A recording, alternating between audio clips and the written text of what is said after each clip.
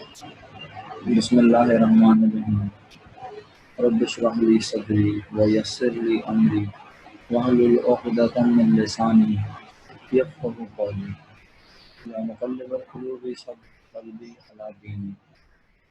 अस्सलामु अलैकुम मेरे प्यारे बच्चों। आज हम नया टॉपिक स्टार्ट करेंगे, इसीलिए मैंने इतनी देर रुककर इंतज़ार किया कि तमाम बच्चे क्लास में आ जाएं और मैं टॉपिक का आगाज़ करूं तो सब क्लास में मौजूद हैं।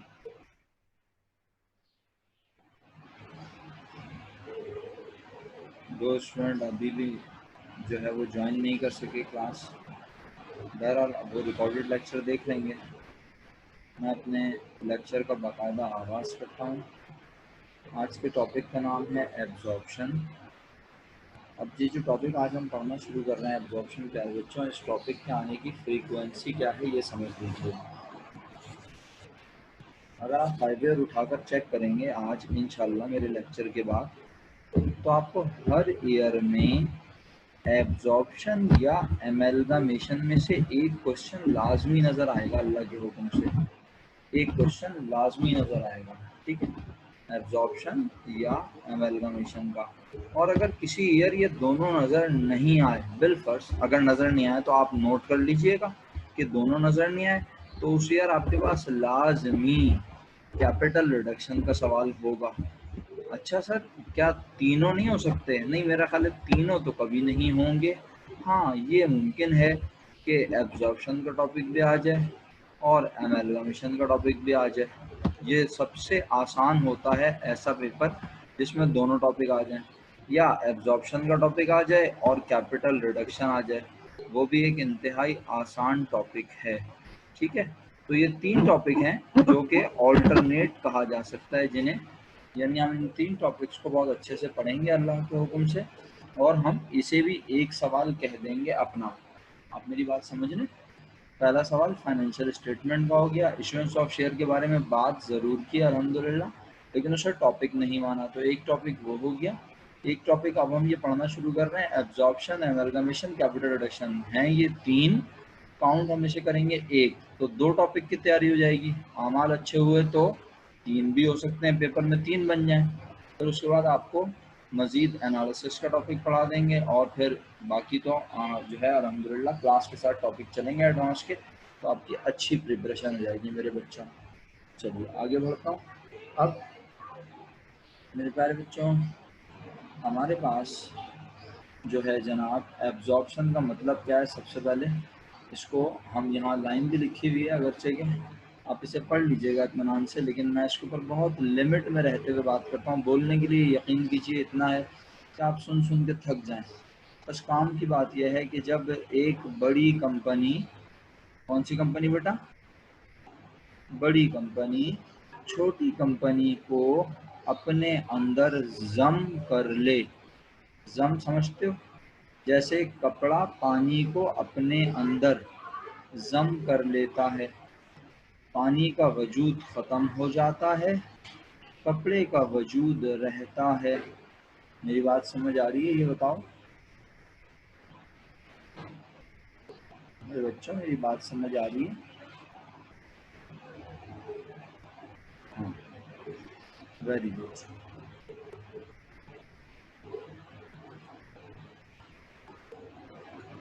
हाँ, तो बस मैं ये बता रहा हूँ आप लोगों को कि बड़ी कंपनी, एक कंपनी जिसको हम बड़ा कहेंगे, वो बड़ी कंपनी छोटी कंपनी को अपने अंदर जम कर लेती है। तो क्यों करती है जम?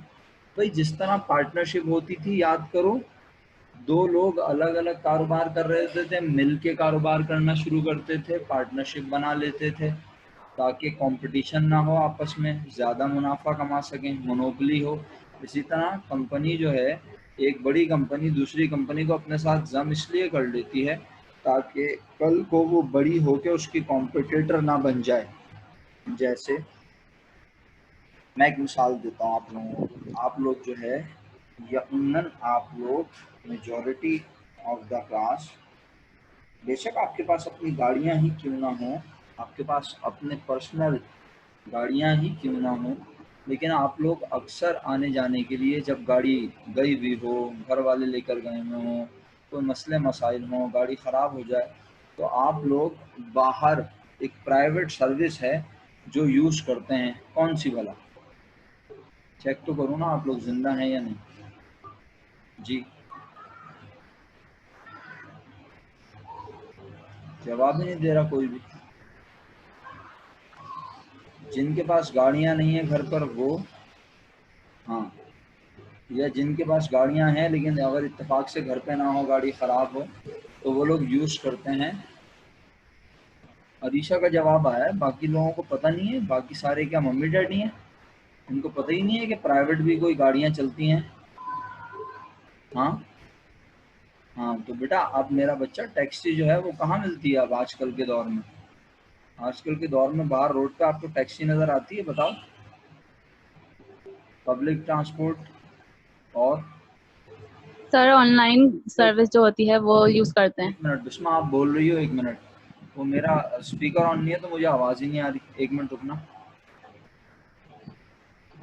बिस्मा, अब ज़रा एक मिनट रुको। हाँ, तुम्हारी आवाज़ अब आएगी, बोलो। जी सर, मैं बोली थी ऑनलाइन सर्विस जो होती है वो यूज करते हैं हाँ बिल्कुल। कार्स की। हाँ बिल्कुल सही कह रही हो। तो ऑनलाइन सर्विस का नाम क्या है भाई? एक दो नाम ले लो ना, मशहूर ज़माना। उबर, करीम। बस सही है, इतना ही बहुत है मेरे लिए। बात यह है, आप करीम की कार यूज़ करते हैं, आप उबर की बाइक, उबर की गाड़ी यूज़ करते हैं, तो आपको पता है कि इन दोनों में से बड़ी कंपनी कौन सी है? जानते हैं आप में से सर कोई? आई गेस करीम। करीम बड़ी है आपके ख्याल में? ये तो हाँ, ख्याल है। मेरे ख्याल से नहीं सर, वैसे उबर जो इंटरनेशनली भी चलती है। हाँ, उबर इंटरनेशनल चलती है। अच्छा, उबर बहुत पुरानी और बड़ी कंपनी है। अच्छा, और करीम जो है इसने क्या किया, क्योंकि उबर जो है वो दुबई वगैरह की साइड पे, अरब साइड पे नहीं थी, तो उबर सिर्फ वहाँ चलती थी, जैसे लंदन हो गया, अमेरिका हो गया, उस तरफ चलती थी ना। तो करीम ने एक सर्विस लॉन्च की ऑनलाइन टैक्सी की। कहाँ पे? दुबई में, सऊदी अरब में और इस तरह के तमाम ममालिक में। और करीम देखते ही देखते छा गया। फिर पाकिस्तान में करीम सबसे पहले आया, फिर उबर भी आ गया, है ना। तो जब ये सब लोग यहाँ आ गए तो दोनों, करीम और उबर का कंपटीशन होना शुरू हो गया एक तरीके से। ठीक है। अब उबर को यह एहसास हुआ कि यार इसने तो पूरी अरब साइड को कैप्चर कर लिया है, और ऐसा ना हो कि ये कल को हमारा बड़ा कॉम्पिटिटर बन जाए। तो पता है आप लोगों को, उबर ने करीम को खरीद लिया है। और ये अभी की बात नहीं बता रहा है, इस बात को हुए हुए भी 6 8 9 महीने हो चुके हैं, मुझे तो याद भी नहीं है कितना टाइम हो गया। लेकिन अगर आप चाहें तो अल्हम्दुलिल्लाह इंटरनेट तो आपके हाथों में ही रहता है हर वक्त। सिंपल एक काम कीजिए, लिख के देख लीजिए, ऊबर एब्जॉर्ब या ऊबर एक्वायर, ई एक्वायर की स्पेलिंग बोल रहा हूँ, ACQUIRE, ऊबर एक्वायर करीम या ऊबर परचेज करीम, ये लिख के देखिए, आपको पता चल जाएगा। जी सर, पता है। पता है? क्या बात है, जबरदस्त। जी। बिस्मा बोल रही है पता है, और बिस्मा ही बोल रही थी कि करीम बड़ी कंपनी है। चलो, नहीं सर, मतलब करीम पाकिस्तान में करीम ज्यादा बड़ी है उबर के देखते हुए। नहीं लेकिन मतलब आप बिल्कुल सही कह रहे हो, अपनी अकल के मुताबिक आप सही कह रही हो। करीम ज़्यादा छाया हुआ था पाकिस्तान में, ज़्यादातर लोग करीम यूज़ कर रहे थे, ऊबर कम लोग यूज़ कर रहे थे। तो ऊबर वालों ने क्या किया, ऊबर ने सिर्फ पाकिस्तान के करीम को नहीं, इंटरनेशनल लेवल पर करीम को ख़रीद लिया। अब करीम जो है, उस जो लोग करीम कंपनी के क्या थे बोलो? ओनर। ओनर। कंपनी है ना करीम भी, और इसी तरह उबर भी क्या है, एक कंपनी। तो जब कंपनी होती है तो कंपनी में लोग जो मालिक होते हैं उन्हें क्या कहते हैं Arisha? Share holder. Share holder. सही है, एमन क्लास में है, रिफत क्लास में है। Very good. तो मेरा बच्चा, उन शेयर होल्डर्स को जो के मालिक थे करीम कंपनी के, तो क्या उन्हें पैसे देके बोला चलो भाई चलो भाग जाओ, तुम्हारी कंपनी बिक गई है? क्या ऐसे वो अपनी कंपनी बेचेंगे? पागल है वो, अपना एक बना बनाया कारोबार किसी और को बेच के चले जाएं? आपके ख्याल में? सर अगर ऐसा हो तो क्या वो एब्जॉर्प्शन कहलाएगा? बिल्कुल भी नहीं। एब्जॉर्प्शन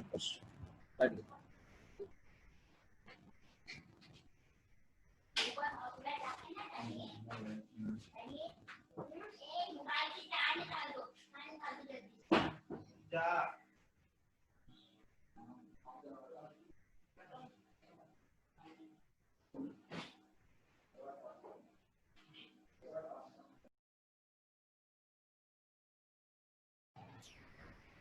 बच्चों लाइट चली गई थी, तो लाइट जाने के बाद आपको पता है इंटरनेट बंद हो जाता है, फिर जो है जनरेटर चला के रीस्टार्ट करने में टाइम लगता है, इसलिए मैं दोबारा ज्वाइन किया।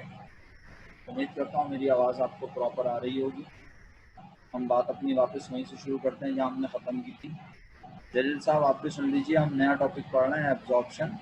एब्जॉर्प्शन का मतलब है एक कंपनी दूसरी कंपनी को अपने अंदर जम कर लेती है, मिला लेती है, मर्ज हो जाती है।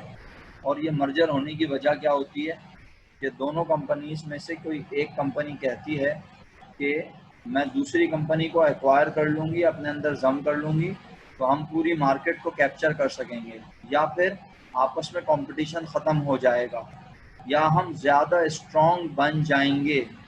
बहुत सारे मकासद हो सकते हैं कंपनीज के मर्जर के।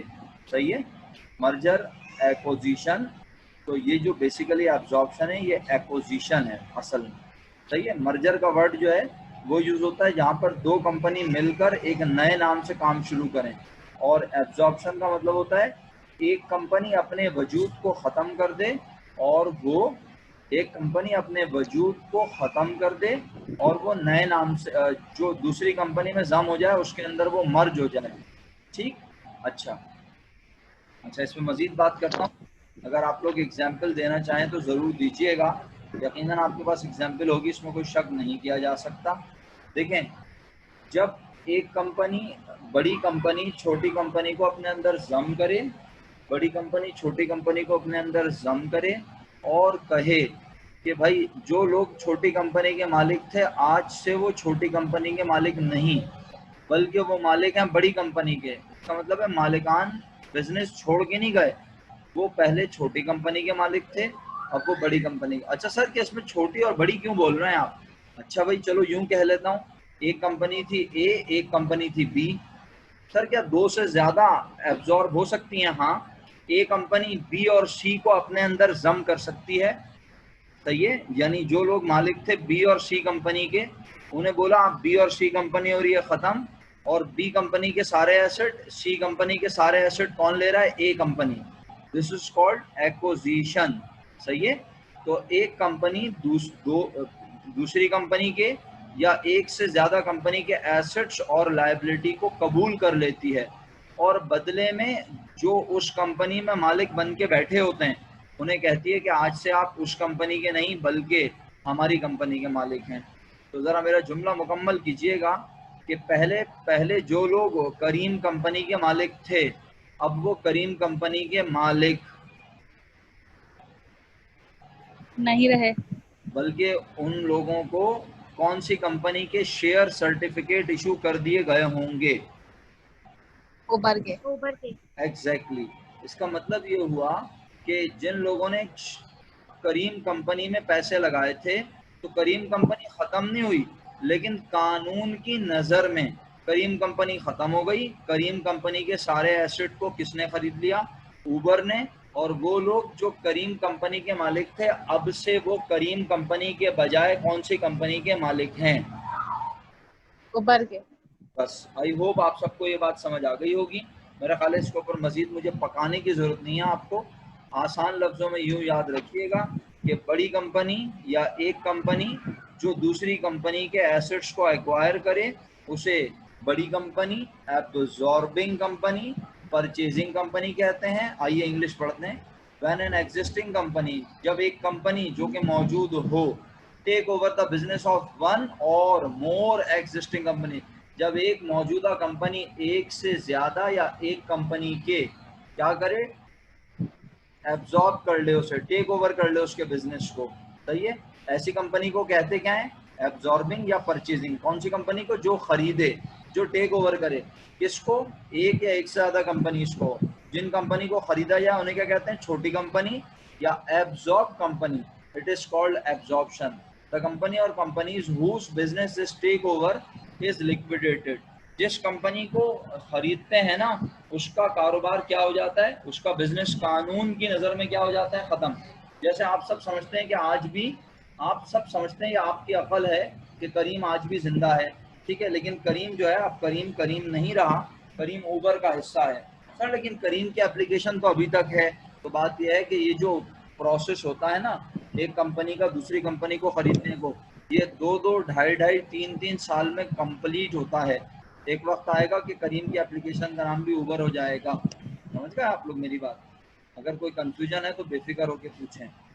अच्छा, इसी तरह आपको मैं याद दिलाता हूँ, जनाब जनाब जनाब, अब जाहिर सी बात है बहुत सारे बच्चों को पेट्रोल पंप्स के नाम याद नहीं होते। मशहूर ज़माना पेट्रोल पंप जो हैं उसमें PSO, सर वारिद कंपनी। वारिद कंपनी, ज़बरदस्त मिसाल। वारिद कंपनी की मिसाल बहुत अच्छी दी है जलील साहब ने। जिन लोगों के पास वारिद कंपनी की सिम थी उनके पास सिम पे शायद आज भी वारिद लिखा आता हो, लेकिन आपको पता है कि वारिद कंपनी के मालिकान जो हैं अब वो वारिद कंपनी के मालिकान नहीं रहे, क्योंकि वारिद कंपनी ने आपको यस कानून की नज़र में ख़त्म कर दिया। ऐसा ही है ना? Yes sir. जी सर। अलीशा बोलने नहीं दिया बेचारी को, कहने लगी थी कि जैज ने खरीद लिया। ऐसा ही है ना? Yes sir. हाँ, इसका मतलब है जैज कंपनी मौजूद है कानून की नज़र में, वारिद कंपनी ख़त्म हो गई। लेकिन कंपनी ख़त्म हुई तो उसके एसेट को क्या आग लगा दी? उसकी जिम्मेदारियां क्या ज़ीरो हो गई? नहीं, उसकी जिम्मेदारी अब अदा करेगी जैज। उसके एसेट को टेक ओवर कर लिया जैज ने, तो वो सारी चीज़ उस कंपनी के मालिक जो लोग थे अब वो वारिद कंपनी के मालिक नहीं रहे, उन्हें सर्टिफिकेट दे दिया जाएगा किस कंपनी का? जैज कंपनी का। अल्हम्दुलिल्लाह 2 मिसालें हो गई। मैं पेट्रोल कंपनी की मिसाल दे रहा था, अगर आपको याद हो तो PSO और शेल के पेट्रोल पंप तो बहुत देखे होंगे आपने। एक और पेट्रोल पंप होता था, याद करें, आज से कोई 5-6 साल पहले, एग्जैक्ट तो मुझे टाइम याद नहीं है, लेकिन 4-5-6-7 साल पहले एक पेट्रोल पंप और होता था बहुत ज़्यादा, अब नहीं है। कौन सा? ऑयल अभी भी आता है उनका, लेकिन पेट्रोल पंप ख़त्म हो गए। याद है? नहीं याद आ रहा? कैलटेक्स। कैलटेक्स के पेट्रोल पंप होते थे, लेकिन अब कैलटेक्स के पेट्रोल पंप ख़त्म हो गए। कैलटेक्स ऑयल अभी भी आता है। कैलटेक्स कंपनी ने अपने पेट्रोल का काम, पेट्रोल से रिलेटेड काम को किसे बेच दिया? टोटल वालों को, टोटल पार्को, ये कंपनी है, सही है।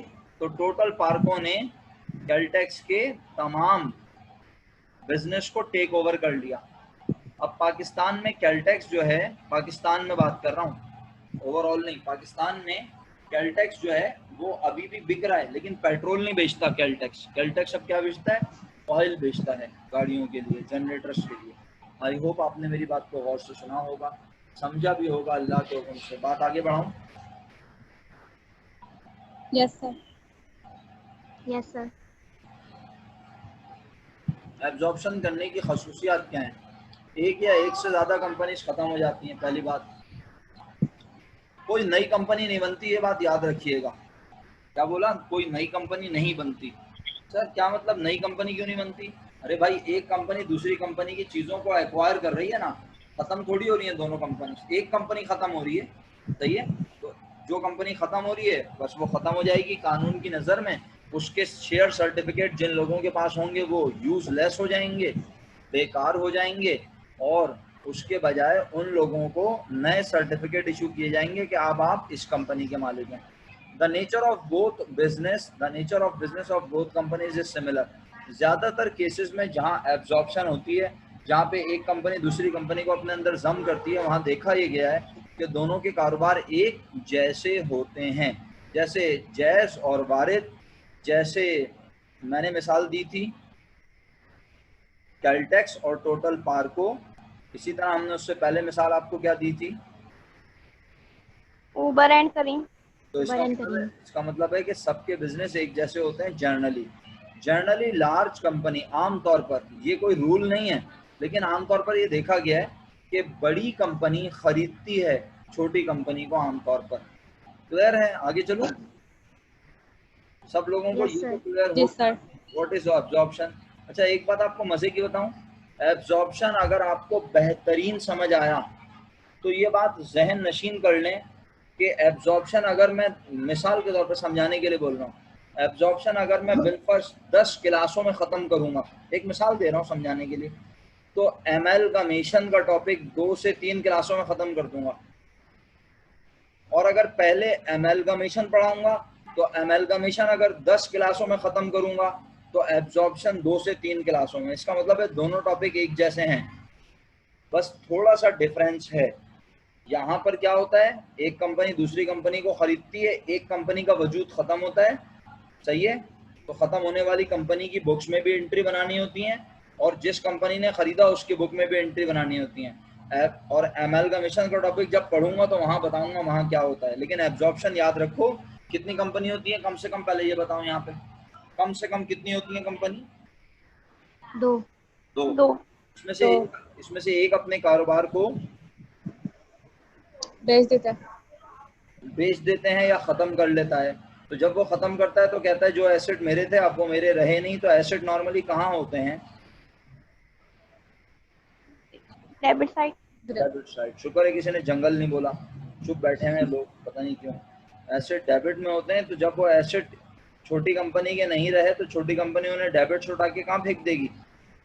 क्रेडिट। तो लायबिलिटी क्रेडिट में रखी हुई थी जो अदा करनी थी, अब वो लायबिलिटी छोटी कंपनी अदा नहीं करेगी। कौन अदा करेगा? बड़ी कंपनी। बड़ी कंपनी जिम्मेदारियों को कबूल करेंगे। हाँ कर रही हो, वो कह के हाँ मैं तुम्हारी जिम्मेदारियां अदा करने के लिए तैयार हूँ। जो तुम्हारी जिम्मेदारी है आज से वो मेरी जिम्मेदारी है, बशर्ते कि बड़ी कंपनी उसकी जिम्मेदारियों को कबूल करे।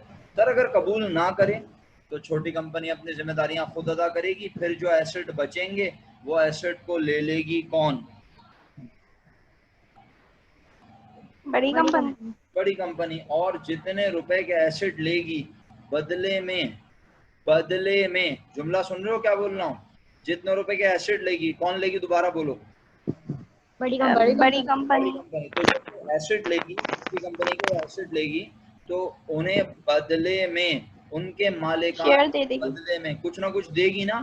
तो क्या देगी? पैसे दे के बोलेगी जाओ अपने अपने घर चले जाओ, आइंदा शक्ल नहीं दिखाना।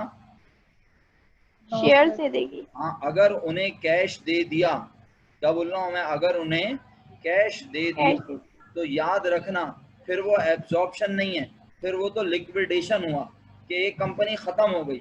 आज कंपनी खत्म जरूर हो रही है लेकिन उसके मालिकान आज एक कारोबार के बजाय दूसरे कारोबार के मालिक बन रहे हैं। तो इसीलिए इसको हम कौन सा टॉपिक कहते हैं? एब्जॉर्प्शन।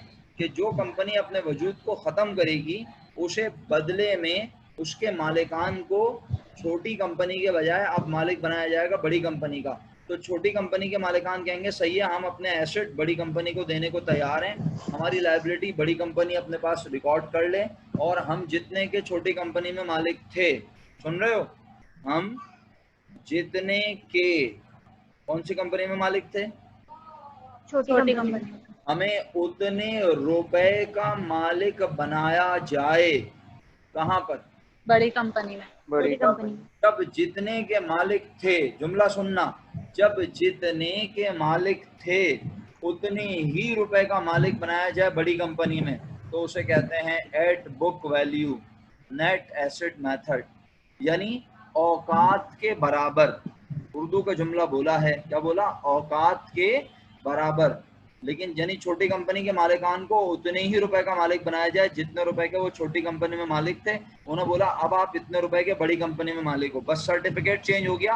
पहले भी आप 5 लाख रुपए के मालिक थे, आज भी आप 5 लाख रुपए के मालिक हो, बस फर्क ये पहले आप छोटी कंपनी में मालिक थे, अब आप बड़ी कंपनी में मालिक हो। अच्छा, तो सर इसमें पहले से भी तो लोग मालिक होंगे। हाँ, जो लोग पहले से मालिक हैं बड़ी कंपनी के वो तो वैसे के वैसे ही मालिक हैं, लेकिन अब और भी लोग आके बड़ी कंपनी के बन गए मालिक, सही है। अच्छा सर, क्या और भी सिनेरियो हो सकते हैं? हाँ हो सकते हैं ना। अब सोचो, अगर छोटी कंपनी अच्छी चल रही हो, क्या कहा, अगर छोटी कंपनी अच्छी चल रही हो तो छोटी कंपनी के मालिकान इतनी आराम से उतने ही रुपए के शेयर लेके मानेंगे? नहीं सर, वो कहेंगे भाई ज्यादा रुपए मांगेंगे। हाँ, वो कहेंगे हमारी औकात तो 5 लाख की है लेकिन हमें चाहिए 6 लाख, यानी औकात से ज्यादा। का मतलब है मोर देन बुक वैल्यू का केस भी होता है, सही है, यानी बुक वैल्यू से ज्यादा, ठीक है। अच्छा, और वो बुक वैल्यू से ज्यादा और कम को कहते हैं लम सम पेमेंट। क्या कहते हैं?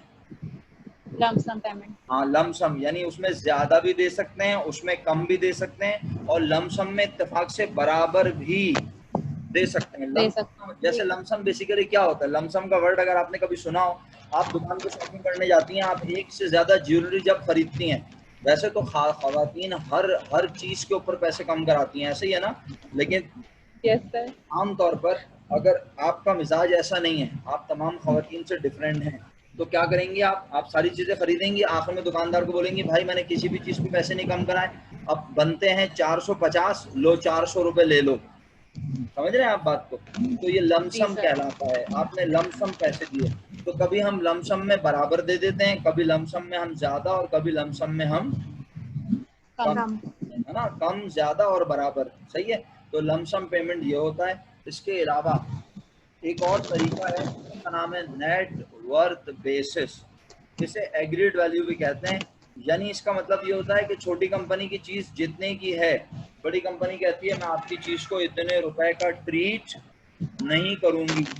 आपके मुताबिक आपका फर्नीचर 5 लाख का है, लेकिन मेरे मुताबिक आपका फर्नीचर 5 लाख रुपए का नहीं है। नहीं है। तो सर कितने का होगा? ज्यादा का भी हो सकता है और कम का भी हो सकता कम का है। भी। तो इसका मतलब है net worth basis at agreed value, वो वैल्यू वो वैल्यू जिसमें आपका आज बेटा डिस्कशन कर रहा है बहुत। आपने हैंड फ्री लगाया नो हुआ है, सर। हैंड फ्री हिल रही है आपकी। नो सर नहीं हिल रही। अच्छा चलो चेक करो अभी सब लोग। अच्छा अब सब लोग चेक कर लेंगे खुद ही कि माइक से डिस्टॉर्शन, मेरे माइक से तो डिस्टॉर्शन नहीं आ रही। देखो मैं बात कर रहा हूँ, आप लोगों को डिस्टॉर्शन तो नहीं आ रही मेरी आवाज़ के साथ? चलो आगे नो बढ़ो। सर। आवाज हल्की आ रही है। आवाज़ हल्की आ रही है? बेटा मेरी तबीयत बहुत ख़राब थी, अल्लाह का शुक्र है अभी मैं काबिल हो गया हूँ, वरना सुबह जब मैं इंजेक्शन लगवा के आया था और तबीयत ख़राब थी तो मैं यही सोच रहा था आज मैं क्लास नहीं लूँगा, लेकिन आपको पता है कि मैं क्लास इतनी आराम से छोड़ता नहीं हूँ। आप लोग मेरी जिम्मेदारी हैं और जिम्मेदारी मुझे निभानी है हर हालत में, तो बस इसीलिए मैं क्लास ले रहा हूँ, इसलिए जान ज़्यादा नहीं लगा रहा बेटा।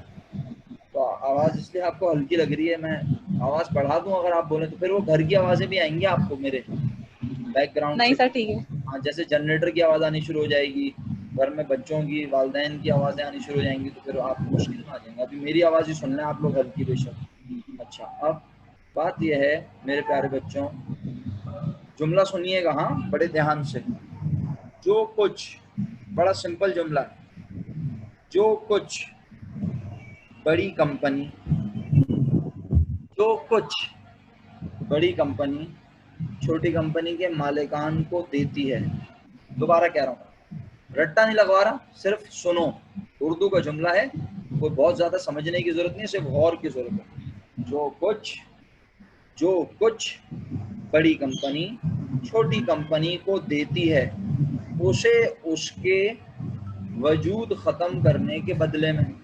दोबारा कह रहा हूँ, जो कुछ बड़ी कंपनी देती है छोटी कंपनी को उसके वजूद खत्म करने के बदले में, उसे कहते हैं परचेज कंसिडरेशन। परचेज माने खरीदना, कंसिडरेशन माने बदला। अगर आप लोगों ने लॉ पढ़ना शुरू कर दिया है खुद से घरों पर, तो आपको यकीनन एसेंशियल्स ऑफ वैलिड कॉन्ट्रैक्ट में कंसिडरेशन का वर्ड मिला होगा। कंसिडरेशन का मतलब होता है बदल, यानी आपकी कंसिडरेशन है पढ़ाई, मेरी कंसिडरेशन है फीस, हम दोनों का कुछ ना कुछ बदल है, तभी तो हम लोग यहाँ बैठ के पढ़ रहे हैं। समझ आ रही है बात? कंसिडरेशन का मतलब बदला। तो मेरा बदला फीस, आपका बदला पढ़ाई, गेटिंग नॉलेज। क्लियर? आगे चलूं? भाई रिफत की तो आवाज ही नहीं आती, ना मैसेज आता है। जलील भाई भी चलो कुछ ना कुछ बोल रहे हैं। बेटा ये सामिया कहाँ जी लापता सर। है? अच्छा सर लाइट, उसका नेट शायद नहीं चल रहा है। अबे यार उनसे बोलो भाई डेटा कनेक्शन एक ले लो, ताकि अगर कभी नेट ना चला करे तो कम से कम डेटा कनेक्शन तो चलाओ ना। ऐसे क्लास मिस करना मुनासिब थोड़ी है। अगर वीडियो रिकॉर्डिंग ही देखनी थी तो वीडियो रिकॉर्डिंग तो मेरी बहुत सारी मौजूद है, फिर मैं वही चला देता हूँ, आप लोग बैठ के सुनते रहें आराम से फी सबीलिल्लाह। फायदा क्या फिर इस तरह पढ़ाने का? तो सब बच्चों को बोलें इतने से बच्चे हैं और अगर ये लोग भी रेगुलर क्लास में नहीं आएंगे तो फिर क्या दीवारों को पढ़ाऊंगा? तो शुक्र है आप लोग क्लास में मौजूद होते हैं, वरना मैं तो क्लास ना लूँ उस तरह। तो मैं रिकॉर्डेड लेक्चर नहीं पढ़ा सकता, मुझे सामने से जवाब चाहिए होता है लाजमी। चलें, तो परचेज कंसिडरेशन क्या है? अरीशा क्लियर करो, क्या परचेज कंसिडरेशन में सिर्फ कैश दिया जा सकता है छोटी कंपनी को? सर नहीं, कुछ भी दिए वो नहीं, कैश भी दे सकते हैं और उसके अलावा कैश नहीं दिया जा सकता, बट हम शेयर्स वगैरह दे सकते हैं। अच्छा, मैं ये पूछ रहा हूँ, सिर्फ कैश दिया जा सकता है क्या? सिर्फ कैश? नहीं। बस इसका मतलब है हम शेयर्स देंगे लाजमी। जो छोटी कंपनी के मालिकान को बड़ी कंपनी अपने शेयर्स देगी, कहेगी ये तुम अपने मालिकान को दे दो, और उन्हें बोलो आज से तुम छोटी कंपनी के बजाय बड़ी कंपनी के मालिक बन जाओ। मालिक हो। और अगर वो साथ में कुछ कैश देना चाहे, कौन? बड़ी कंपनी। हाँ, बड़ी कंपनी। किन को? छोटी कंपनी के शेयर होल्डर्स को, तो वो उसकी मर्जी है।